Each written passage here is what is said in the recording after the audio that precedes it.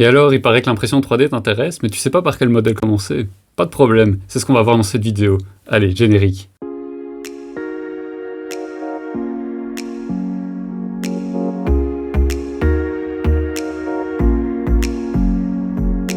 On va commencer par les modèles d'imprimantes les plus abordables, c'est-à-dire aux environs de 200 €. Alors la première imprimante dont je vais parler dans cette vidéo, c'est la Creality Ender 3. Alors cette imprimante, c'est vraiment le best-seller de Creality. Elle est disponible actuellement à 190 € et c'est vraiment l'entrée de gamme en termes d'imprimante 3D si vous voulez quelque chose de correct. Alors elle bénéficie d'une énorme communauté et donc ça c'est vraiment un gros avantage parce que si vous avez un problème, vous pouvez vous adresser directement sur les forums, sur Facebook, etc. et vous êtes quasiment certain d'avoir une réponse. Alors elle a vraiment tout pour commencer pour un débutant, c'est-à-dire un plateau chauffant qui permet d'imprimer plusieurs types de matières sans problème, une mécanique qui est connue et reconnue et qui fonctionne bien et qui est stable. Donc ça c'est très important pour avoir des impressions qui sont réussies. Malheureusement pour ce prix vous devez faire aussi des concessions et c'est la plus grosse concession et notamment sur le bruit puisque cette imprimante est relativement bruyante puisqu'elle utilise des composants qu'on appelle des drivers pour les moteurs de l'imprimante qui rendent les moteurs relativement bruyants. Alors en plus de ça c'est une imprimante aussi qui a connu des hauts et des bas avec certains moments des connectiques qui n'étaient pas de bonne qualité et qui avaient tendance à fondre et donc potentiellement présenter des dangers pour l'utilisateur de l'imprimante. Alors la deuxième imprimante dont je vais parler, c'est la Anycubic Mega Zero. Donc c'est l'entrée de gamme d'Anycubic, qui est une autre marque qui fabrique des imprimantes 3D. Anycubic, ils sont beaucoup connus pour leurs imprimantes à résine, puisque c'est vraiment eux qui ont été les précurseurs des imprimantes à résine pas chères pour les débutants. Mais ce serait vite oublié qu'ils ont eu un passé énorme dans les imprimantes à dépôt de filaments, et avec notamment la Anycubic i3 Mega, qui était vraiment un best-seller chez Anycubic. Alors ils ont décidé de faire la Mega Zero sur base similaire à ce que Creality fait pour sa Ender 3 et donc on est dans des prix plus ou moins similaires à 220 €. Alors pour ce prix vous avez une imprimante qui est tout à fait correcte avec une construction robuste, avec un plateau magnétique et ça c'est sympa pour pouvoir enlever le plateau lorsque vous voulez enlever des pièces de l'imprimante. Donc vous enlevez le plateau de l'imprimante, vous le tordez et la pièce sort directement, donc ça c'est assez pratique à l'utilisation. Mais pour le reste, on est vraiment sur quelque chose de très comparable à ce que fait Creality sur la Ender 3. Alors maintenant, on monte en gamme légèrement avec des imprimantes qui se situent entre 250 et 300 €. Alors pour 246 €, vous avez la Creality Ender 3 Pro qui est disponible et qui apporte quelques améliorations par rapport à sa petite sœur, la Creality Ender 3, donc à ne pas confondre les deux modèles. Ce sont vraiment deux modèles distincts. Alors qu'est-ce que apporte la Creality Ender 3 Pro? Donc, vous avez un plateau magnétique, une construction améliorée avec toute une série de pièces qui ont été revues et corrigées par Creality, mais vous bénéficiez toujours de la grande communauté derrière la marque et derrière ce modèle d'imprimante. Bref, c'est globalement une amélioration du modèle Ender 3 et franchement pour la différence de prix, je trouve que ça vaut la peine. Ensuite pour 296 €, vous avez la Creality Ender 3 V2 qui est donc la nouvelle release de Creality. Donc cette fois-ci, Creality met des drivers silencieux sur son imprimante, donc ça veut dire que votre imprimante en fonction va faire moins de bruit et ça c'est franchement pas négligeable lorsque vous utilisez beaucoup votre imprimante 3D, surtout si c'est dans des pièces de vie. Alors pour le reste, on est sur une grosse mise à jour de l'imprimante qui est déjà connue, on a une meilleure alimentation, on a un câblage qui est légèrement revu et on a une structure aussi qui est légèrement améliorée par rapport à ce qu'il y avait sur la Creality Ender 3 V1. Et maintenant on est vraiment à l'extrême limite de la fourchette qui était fixée pour cette gamme de prix, donc on est à 300 € et c'est la Sovol SV01. Alors cette imprimante elle apporte deux choses par rapport au modèle précédent dont je vous ai parlé. La première chose c'est qu'elle est en extrusion directe, c'est-à-dire que le filament est entraîné directement au niveau de la tête d'impression et pas déporté comme c'est le cas des modèles précédents dont je vous ai parlé. Ceci présente un gros avantage, c'est que vous pouvez imprimer du filament flexible plus rapidement, première chose, et deuxième chose, vous avez une légère amélioration de la qualité d'impression. Mais évidemment, ça se fait à un prix, c'est que la tête d'impression est plus lourde et donc forcément vous pouvez imprimer moins vite si vous ne voulez pas voir des différences au niveau de la qualité d'impression. La deuxième grosse différence se situe au niveau du volume d'impression, puisque là on est sur 240 x 280 x 300 mm, contrairement à 220, 220, 250 sur les modèles précédents dont je vous ai parlé. Et maintenant on saute directement à 400 € avec la Artillery Sidewinder X1 SW X1 V4. J'avais besoin de mon code pion pour lire le modèle. Alors là, on est sur une imprimante hors norme en termes de dimension d'impression possible, puisqu'on est sur 300 x 300 x 400.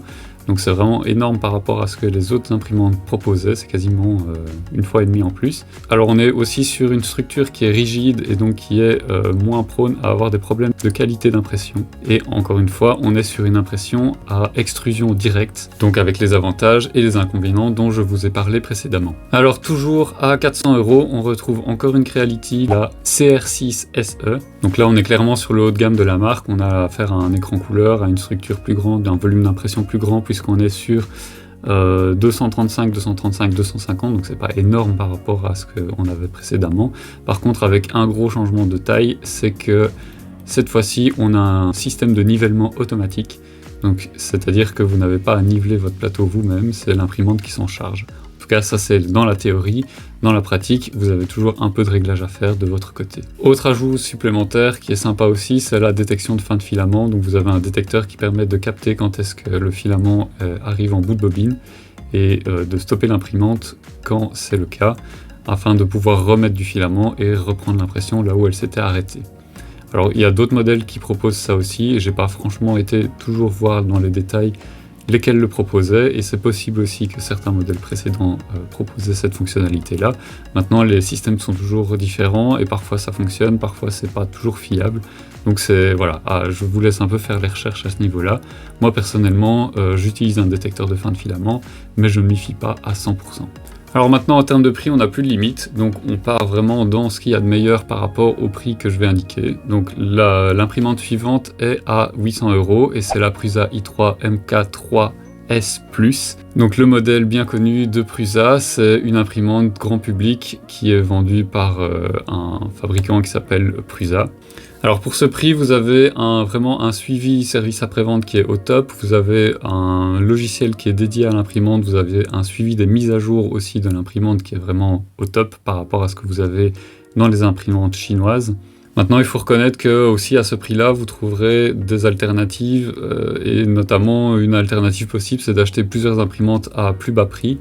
Donc c'est vraiment à vous de voir. Je vais dire, pour ce prix-là, c'est peut-être pas le meilleur rapport qualité-prix, mais vous avez quelque chose qui est vraiment au top, avec un support qui est au top derrière. Et je m'attends aussi honnêtement à ce que Prusa sorte une nouvelle imprimante pour supplanter la MK3S, un de ces quatre, puisque elle a été distancée par beaucoup d'imprimantes sur son segment, et notamment en termes de rapport qualité-prix, donc je pense qu'ils vont devoir mettre les boules chez double pour rattraper un peu ce retard qu'ils ont pris ces dernières années. Et alors une dernière chose, cette imprimante est livrée en kit, donc pour 800 € vous l'avez non montée, c'est-à-dire que vous devez monter vous-même l'imprimante avec un guide qui est bien expliqué et avec la possibilité de vous adresser au service après-vente si vous avez le moindre souci, mais il faut le savoir aussi. Maintenant, vous avez aussi la possibilité de la commander déjà montée, mais à ce moment-là, ça occasionne un supplément de coût. Donc c'est peut-être pas forcément une imprimante idéale pour les débutants, sauf si vraiment vous vous y connaissez en mécanique et que vous voulez faire votre imprimante de A à Z, comme je suis en train de faire sur la Voron. Je fais ma petite pub pour la Voron au passage, je suis en train de construire ma propre imprimante. Donc à savoir que monter sa propre imprimante, c'est vraiment une bonne école pour apprendre comment fonctionne une imprimante 3D et savoir la réparer en cas de problème. Alors ensuite, vers la fin du classement, on a la Snapmaker 2.0 modulaire, qui est une imprimante modulaire et qui permet de changer la toolhead, donc la partie outil de l'imprimante, et de transformer une imprimante en CNC ou bien en d'autres outils qui sont ajoutés petit à petit par Snapmaker sur son système. Donc à savoir que pour ce budget, vous avez un volume d'impression de 230-250 x 235, donc c'est-à-dire la même chose plus ou moins que ce qu'on avait en début de classement.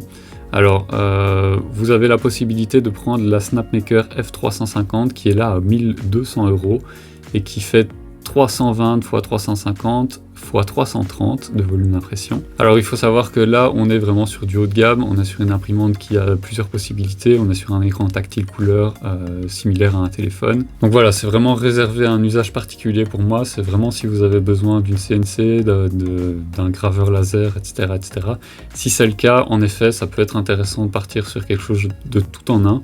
même si vous avez la place, moi je préfère avoir des outils qui sont vraiment dédiés, parce que pendant que vous avez mis la toolhead de la gravure laser par exemple, vous ne pouvez pas imprimer en 3D, tandis que si vous avez les outils qui sont séparés, vous pouvez continuer à imprimer en 3D pendant que vous faites de la gravure laser. Voilà, je trouve que le budget est relativement important pour ce que c'est, sachant que vous êtes limité à une seule machine dans ce cas-là. Encore une fois, ça reste mon avis. Alors tout d'abord, merci à tous d'avoir suivi cette vidéo. Évidemment, je ne possède pas toutes les imprimantes dont je parle dans la vidéo. Malheureusement, je ne suis pas riche, donc je ne peux pas posséder tout ça.